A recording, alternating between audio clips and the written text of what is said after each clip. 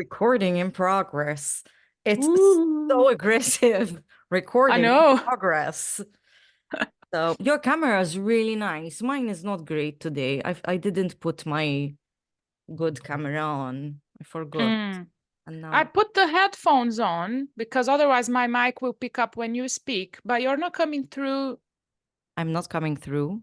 You're not coming through the headphones though. Oh, maybe you need to change your settings. Wait. Select a Oh, microphone. yeah.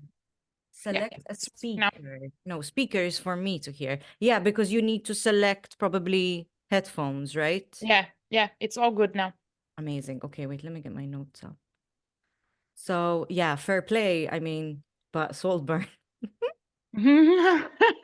Which one we're gonna do first? Let's do Saltburn first, because it's like, I wonder, did your thing turn? We're on top of It's each other. turned. I'm on top. Yeah. You're on So bottom, but what I'm little. what I did was I minimized the screen a little bit. Yeah, I minimized it as well, but you are big for me and I'm small on the top. On my end, we're both the same. So I wonder what will. Ah, okay. Anyway, Okay. let's see. Yeah. Maybe this works Okay. and Andre will prefer this. So we can put Maybe. them on Let's see. YouTube. I think we should Yeah. say like, you know, um, Yeah. I all think right. YouTube is better for video anyway than Yeah, I don't Instagram, but we can use both. yeah, but I don't think we should put the whole episode on Instagram. But anyway. All No, right. no, no, not the whole thing. Because we're on time limit as well. Yes. I think Yes. we're good to go. Yeah. All righty. Hi, Livia. Good Hi, morning. Larissa. Good morning. We're recording in the morning today, so well, it feels like it's a dark, dreary day. So, Yeah. Well, it's London, so yeah, here we go. You know what, Livia? This past few weeks, there's a song that stuck in my mind, and yeah. I just can't like get enough of it. And this was a song like I grew up with, right, when I was like a teenager. Yeah. I And think I know which one you're talking you think about. so?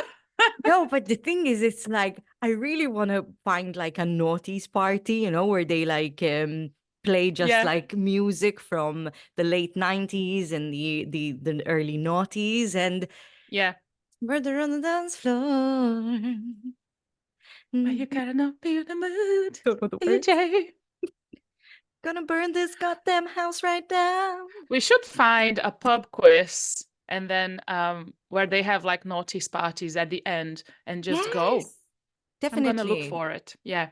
My my voice is not awake yet. That was not testament to my singing. No, no, don't judge by that.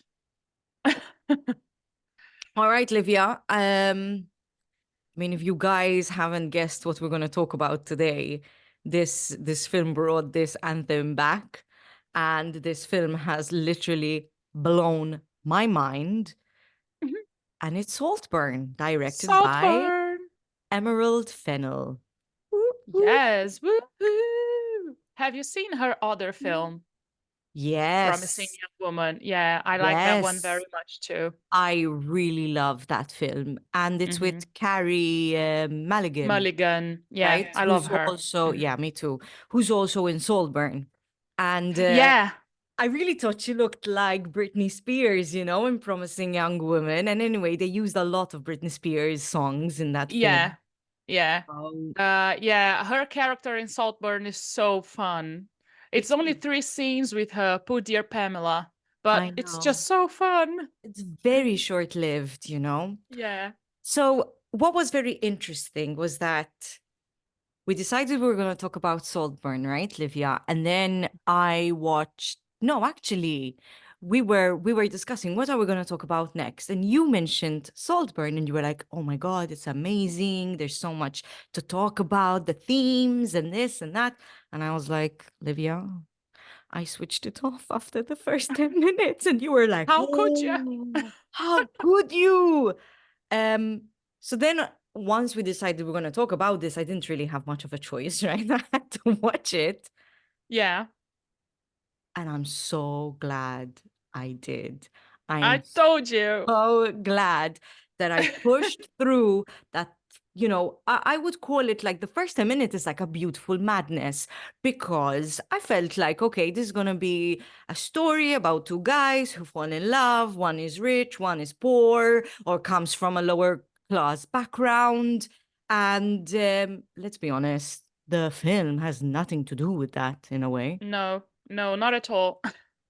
Well, a little bit, but not at all. Yeah, but so the first 10 minutes really like that's why it's testament to what the rest of the film is gonna be like, in my opinion. So you Hmm. have this like madness of stuff happening, and then throughout the film, it's just these like themes, right? Of like Hmm. craziness and obsession and Yeah. delusion. And it creates this like, so it was very interesting because you mentioned that there's a film that you thought has a lot of parallels to it, right? Yeah. Yeah. Well, there's a few films that you can kind of relate certain parts of the story. There's a 1968 film called Theorem by Pasolini, which is a classic film. It's also about this guy that comes to this mansion and everyone is kind of in awe by him. And then lots of crazy things happen. But my favorite one that I can relate to Saltburn is Talented Mr. Ripley from 1999 with Matt Damon and Jude Law. I grew up watching that film many, many times because, all of us 2000s teenagers had a Jude Law phase.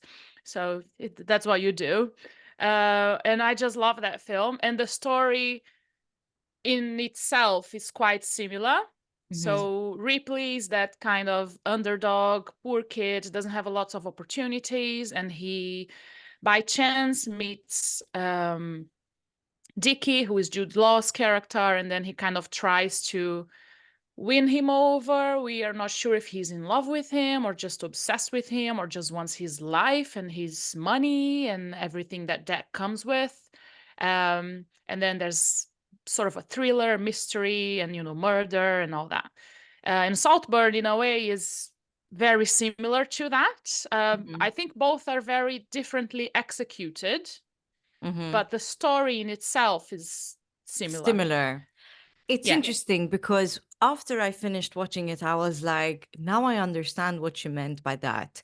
But I would even go on to say that I felt like it was a cross of Cruel Intentions and Mm, Talented Mr. Ripley, right? yeah. So the storyline is more similar, but with Cruel Intentions, and especially before the ending, right? Because when you're watching the film, it takes you down a certain road where we Yeah. think Felix, who is the son of Elspeth and Elspeth. Sir James, who is played by Richard E. Grant and Rosamund Pike, it Hmm. feels like he's going to take on this, as you said, underdog and like use him as his toy, have fun with him over the summer, whether it is sexual or not, right? But it's just Yeah. having this power over him. And in Cruel Yeah. Intentions, there is a bit of that, right? Yeah. But and then it starts trickling in very, very slowly that im- actually it's Oliver, who is our main character, who is the underdog, played by Barry Barry Keoghan. Keoghan. Um, he's the one that's actually quite messed up. Yeah, he is the messed up one. That's the thing. We expect the rich people to be the very messed up ones, and in a certain way, they are. Like Mhm. Elspeth is very detached from reality. She has some great one-liners in this film. Her character is very fun, and I love just like how inexpressive Rosamund Pike plays her. She's like, "Oh, I have a disdain for ugliness. I've hated everything that's ugly." But she has like that stern look in her face. Which she It's plays really well. I mean, really well. most of Yeah. the films that I've watched, she's brilliant in everything she does. But Yeah. she has this kind of quality that you're mentioning, even in Gone Girl. Yeah. It's like Oh yeah. Just that she non-look. plays. Yes, she plays sociopaths really well. really well, which is funny because she's so sweet in Pride and Prejudice. Well, it's just again, it's kind of testament to her acting skills. I Yeah, really like true. her. She's a She's, really good I actress. mean, I'd love to meet her. I mean, I'd pick her Yeah, me brain, you too. know? She was It'd be like, yeah, amazing. And yeah. I mean, I think the two of my favorite lines is they probably don't have rehab in Liverpool. And then the other one was, wait, I have it written down. Um, yeah, when she says, I used to be a lesbian. It was Oh all a yeah, I bit, wrote this line down as it well. was all a bit too wet for me in the It was end. all too wet for me. Men are nice and dry. I love her so much. I mean, it was quite ironic, but what Yeah, the intense kind of like symbolism is, so the way that Emerald was like aware of even her own privilege, right? Because so the yeah, director does come yeah. from quite a privileged background. Privileged, very privileged background. Yeah, she was in magazines. I think her 18th birthday was uh, advertised in a magazine like Socialite magazine and stuff. And she's friends with very rich people and English aristocracy and all that. Which is one of it's a little critique I have of the film Mm, because we have mm. all these rich characters. They're very traditional, aristocracy and all that. It doesn't go deep enough into the critic.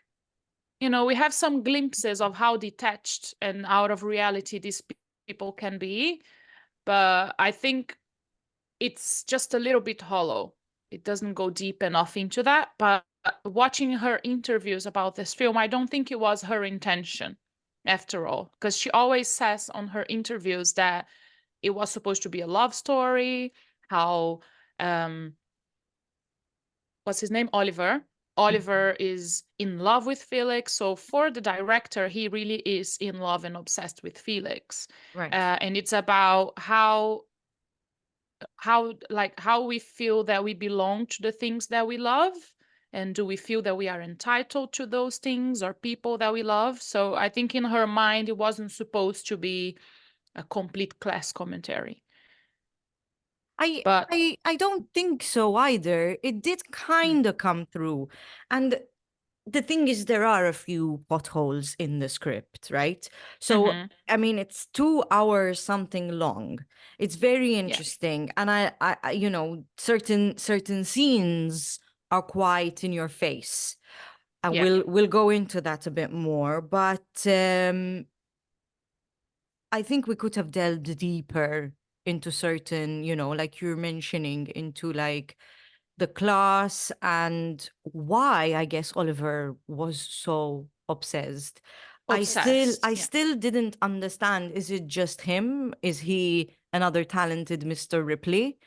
Or then again, talented Mr. Ripley, he came from a really poor background, while yeah, Oliver didn't. He's middle didn't. class. Yeah, he He's he had a middle very nice class. house to my standards. I wish I had that Yeah, house. He had yeah, a loving mom and dad, yeah. apparently, nice family. Siblings. He got into Oxford. He had the opportunity at hand. So I failed to see his motivation other than, I don't know, the obsession, really. Yeah. Or, Or maybe he's a psychopath or whatever. yeah, yeah, exactly. I mean, you know, it's, it's the playing I, of the games, right? It's yeah, like, and also, I guess even though he's middle class, he wanted more. He yeah, aspired for more. So yeah, this, I think it was a bit misleading. So we start off with the film, where Oliver befriends, well, not really. They kind of, it happens that Oliver yeah, and Felix become like get to know who the other person is. And then Felix yeah. befriends Oliver, and Felix invites him to his mansion to stay with his family in Saltburn. And we see these scenes kind of like of Oliver trying to immerse himself, but so that he is liked, right? Mm-hmm. Um, but then towards the end, we start to realize that this was all planned by Oliver. Yeah. He I just actually felt had, that. in Mr. Ripley, we get to see the plan unveil through the film. Exactly. He plans ahead and he also adapts. If something goes wrong, we get to see how he solves that situation, and it's played linear. And I think it works better Mm. than in Saltburn. We see these glimpses of his obsession with Felix's sister. You know, Venetia. he's Yeah. just shooting at every direction. And we see these glimpses of weird things happening, but we are not sure what his intentions are in a way. And then at the end, we have that montage explaining to us Yeah, the how revelation he killed everyone, how he planned everything. And I can point out very few films where that kind of narrative actually works. works well. Like I can think of Sixth Sense and Memento Mm. from the 2000s, Mm. that really work if you're telling it with Out of flashbacks. sync. Yeah. Yeah, Out of yeah, it's not in a linear kind of fashion, yeah, or yeah. it's not giving you all of the details and all of the intentions, right? Yeah, because it can feel kind of explanatory too much. So you're kind Mm. of like, oh, I need to explain this because people will not get it. But Hmm. we will. You don't need to explain that much sometimes. Yeah. And it kind of, I mean, at one point I was thinking, okay, once Felix died, I was like, okay, so he killed him. Mm-hmm. I felt it. I was like, mm, Mm-hmm. it just because he didn't want Felix, obviously, because let's go back, let's rewind. Mm-hmm. So Felix takes Oliver to his parents' house Yeah. because Felix takes Oliver's phone, finds it in the bathroom, and says, "Your mom's been calling. I'm going to take you as a surprise." And when they Mm-hmm. arrive in Prescott at his family's house, that's when Felix realizes, "You've been lying to me. You got a nice Mm-hmm. family. It's Mm-hmm. more, it's even more stable than what Felix was brought up in, right?" Yeah, definitely. Um, so, and then Felix doesn't want to have anything to do with Oliver. So, if he tells him, let's have your birthday now because it's planned, and then you can, Mm-hmm. you know, Go. Yeah. bye, there's the door. Um, so in my opinion, when Felix died, I was like, okay, so he's so now obsessed. He wants the life. He wants that kind of life. And that was really much reflected with Farley, who we haven't spoken about, who is Felix's cousin. Oh, Cousin. Mm-hmm. yeah. And when Farley is basically Oliver tries to get him like out of the house all the Out time of the picture. because Farley's onto Oliver. But Farley comes back and says, like, this is my house. And I think that's when it clicked to Oliver. Okay, I need I to need to start this plan take, going. yeah, and take it further. I wonder if Yeah. he actually because then everybody kind of takes their own experience and their own kind of take on the film. And I wonder if his whole intention was to actually murder them and take over, or if that just happened because it didn't go to his plan, because he wanted to infiltrate himself. And he tried with Venetia, Yeah. right? So Yeah. one evening he got very physical with Venetia. Mm-hmm. And yeah, Oliver didn't like sorry, not Oliver. Uh, I'm getting Felix. so Felix. Felix didn't like that. Right? Felix was like, "You're my friend." Like, and that was Mm-hmm. quite obsessive of Felix, as Yeah. well. And it wasn't So even the case of like, oh, this is my sister, but no, like you are my yeah, friend. yeah, Yeah. He yeah. was jealous of Oliver. Yeah. Yeah. And I felt like, and then Oliver lied about it, but I felt like Oliver realized, yeah, that was a misstep on my end. I shouldn't have done that. I need to try a Mm-hmm. different direction now. Because imagine he got with Venetia. And this was alluding to it because Elspeth did say, I wish Venetia would meet a nice young boy to kind of like help her because she's bulimic, right? Yeah. Mm-hmm. But it just didn't work. So then, okay, 360, we start killing everyone off. It was just a bit like, Yeah, it was mind blowing. yeah, it's I just found it very twisted. It even though we have all these plot holes in the script, everything kind of makes sense and you just go Yeah, along with the yeah, ride. for And we have sure. some very nice one-liners and just some very sick scenes. And overall, I think it's a very fun film. Like I had lots of fun watching it. Even the very sick scenes, like the bathtub and the grave, it's just what everyone's like, "Oh my God, such a sick film." It's just these things made to shock you. But were they That necessary? So, in the butt. So I I Felix, I don't know if they should have been so well, long. it shows the obsession. So Felix is Yeah. having a bath, he's masturbating, and as soon as Felix leaves, Oliver goes into the bathroom, he's brushing his teeth or whatever, Hmm. getting ready for bed. And as the water is going down the bathtub, and obviously he's after he He gets excited. released himself, Felix, there was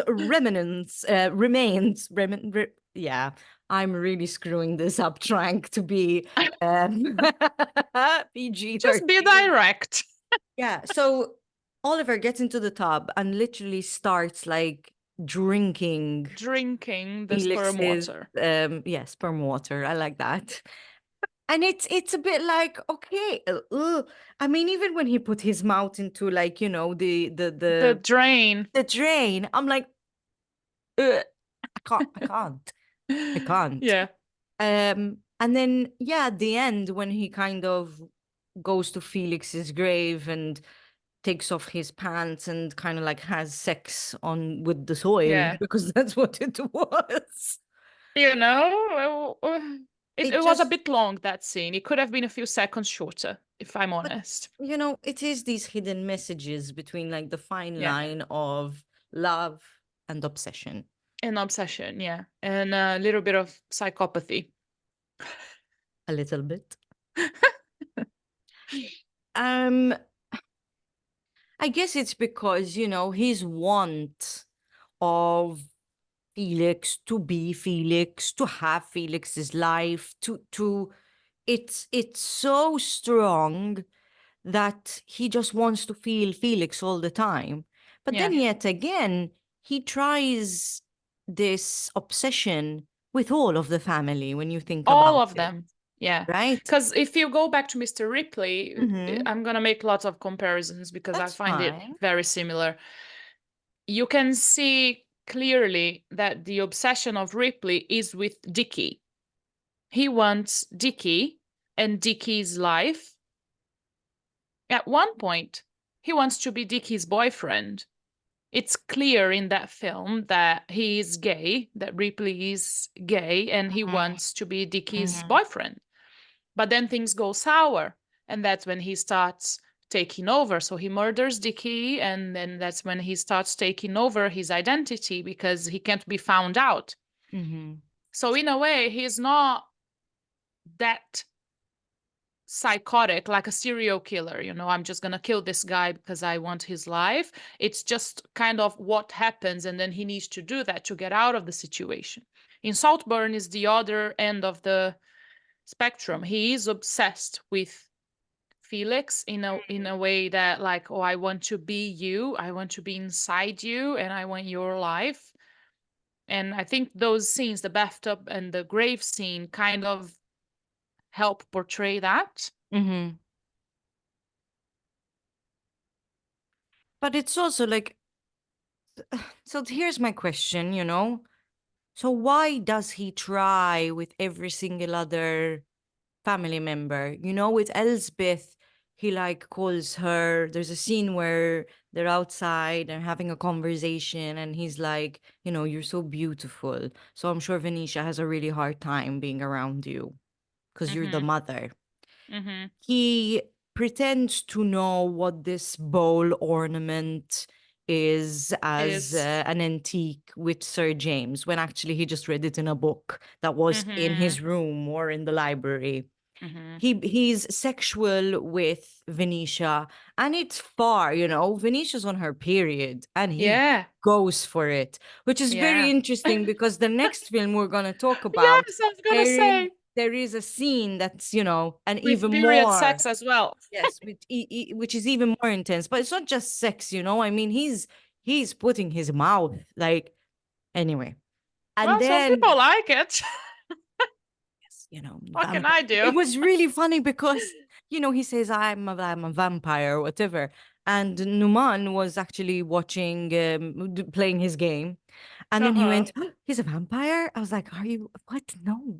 It's just, No, no, not in no. that sense. I think it was more him being like, and then he tries to get sexual with Farley as well to put him in his place. He's Mm, using sex as a way to control, but that yeah, does not work, yeah, if you realize.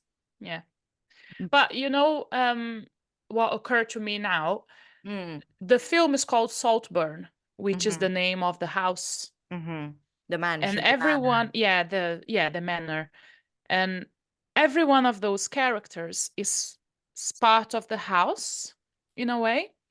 They're an aristocratic family, a traditional family. They have owned that house for centuries, and in a way they are part of the house's history Mm-hmm, and soul. mm-hmm. Let's be a little bit more philosophical. Right. So maybe what Oliver really wants is the house. He wants that kind of life, and he wants to be part of that house.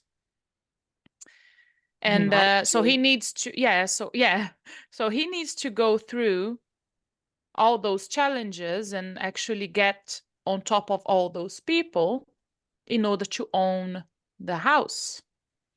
So I think the end goal all the time was to be Saltburn. with the house, was Saltburn. And I guess it's again, it's very interesting because the last scene is him. Um, so the last scene is him naked, Mm-hmm. dancing around the house to "Murder on the Dance Mother the Floor." dance floor. And if you realize, it was really well done, even though I was just like, I don't want to see your willy.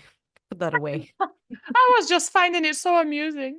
I loved But it. like, and the fact that it was one shot, and Mm-hmm. they probably had to light that, and the cinematography behind it was beautiful, right? The whole Beautiful. Yeah. film, but that Yeah. last sequence. Yeah. And if you realize, when he gets to the big hall, big room, there's the round table, and there's that frame with the puppets inside Mm-hmm. Mm-hmm. that we see earlier in the film. And there are four puppets. And if you realize, there are four stones on top of the wooden box with these like puppets inside, and they have the names of all the characters except Farley. To me, that was a bit of a plot hole there. That like Farley just disappeared right after Yeah. Felix died. But anyway, so yeah, he was the mastermind, right? And they The were his mastermind, puppets. the master So puppets. Yeah. it's interesting. Um, And one thing that Fennel said in one interview, because when they get to Saltburn and Felix is introducing and showing the house to Oliver, they take one way through the house. right, And the dance scene at the end is the way back right, through the same rooms. right. I didn't realize that because, you have to know the house really well in order to see that he's making the way back in those rooms.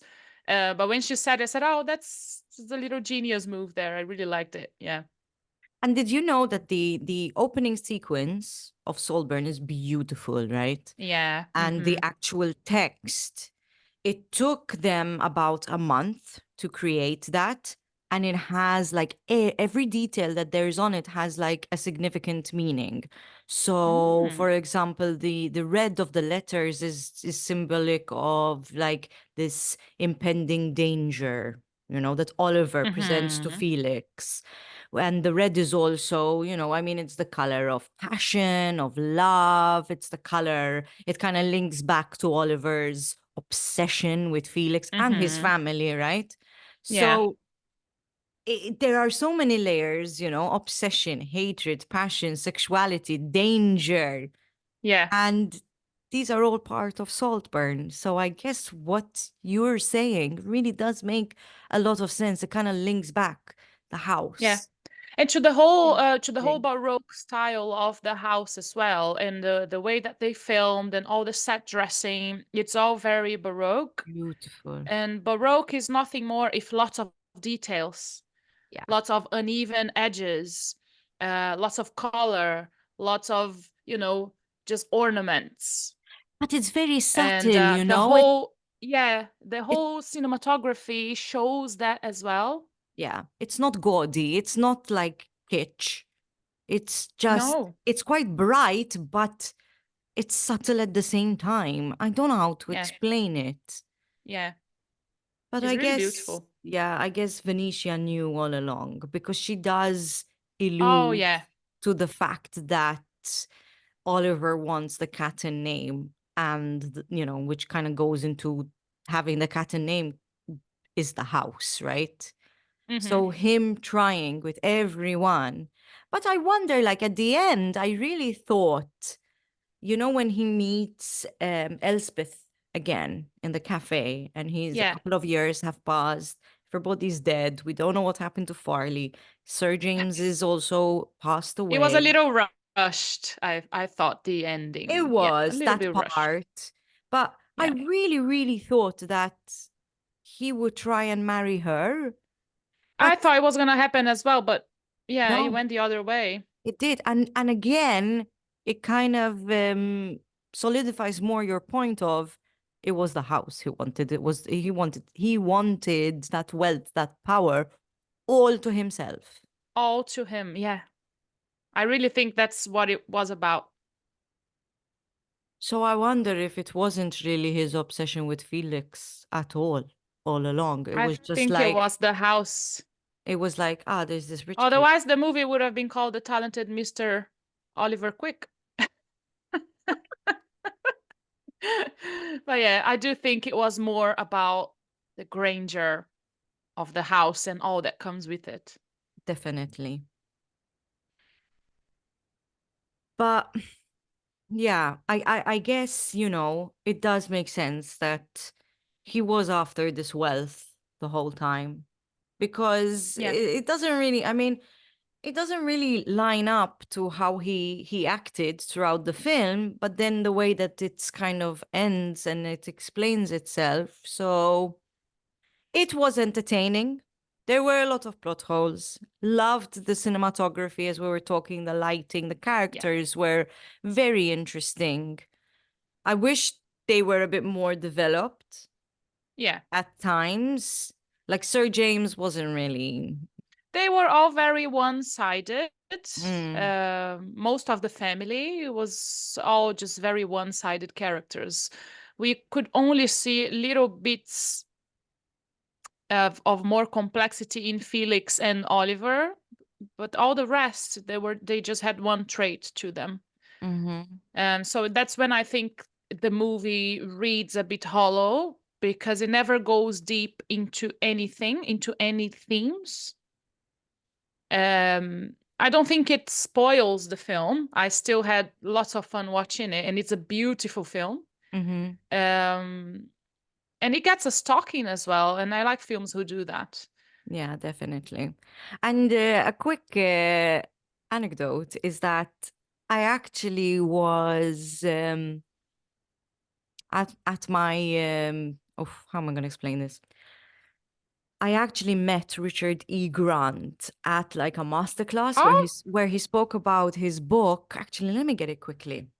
okay.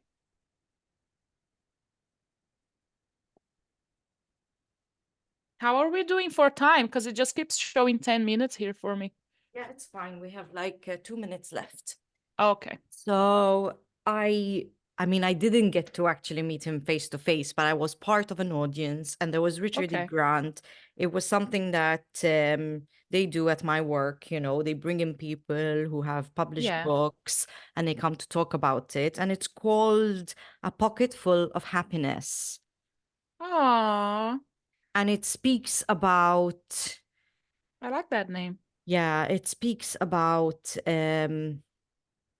basically his life, okay, but his motivation of celebrating life, even though he's been through quite a lot of hardships. His Okay, I didn't his know his that. wife, yeah, he lost his wife to the C word, cancer, Oh, and fuck. also it speaks about his race to fame, acting, getting into Hollywood, him as a person, and the challenges that he kind of had to go through to find this pocket of happiness in everyday life after his wife died, because she was basically his backbone. And Oh, yeah, I mean, it's a really, I it's want to read it. yeah, I'll give it. I'll give it to you. And there are some really nice Okay. like photos as well of the family. Like this is him when he got Oh, married. I love No, him. it's really good. So it was really nice. Like I mean, this is the latest film, obviously he's done, and Mm-hmm. I liked him. I wish I could have seen a bit more of him, in this film. Yeah, yeah, me too. So, Livia, I guess that's it from us today. Just keep dancing, I guess. Keep dancing and don't murder anyone on the dance floor, but Please have don't. fun. Definitely. We'll see you And go next watch week. Saltburn if you haven't. And let Yes, us know what you think in the comments, because we want to know what you all think as well. Maybe you thought something different. definitely. And also, we're going to create a poll for you guys to give us also suggestions of films that you want us to talk about, and also catch us on YouTube. We're going to be uploading our episodes so you can actually see us while we're discussing Yay! the films. All right, we'll see you next time. Thank you, Livia. Bye. Thank you, Bye. Laurie. So let's go off and come back on. Sure. All right. I'm going to make a quick